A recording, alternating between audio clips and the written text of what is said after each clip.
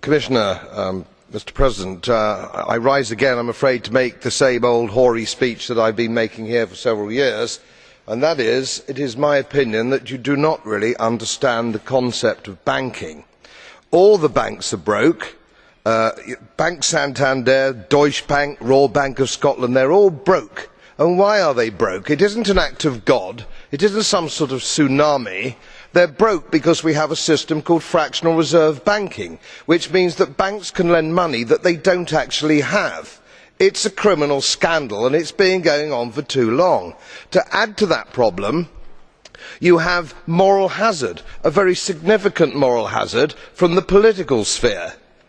And most of the problem starts in politics and central banks, which are part of the same political system. We have counterfeiting, sometimes called quantitative easing, but counterfeiting by any other name. The artificial printing of money, which if any ordinary person did, they would go to prison for a very long time. And yet governments and central banks do it all the time. Central banks repress the amount of interest that rates are, so we do not have the real cost of money.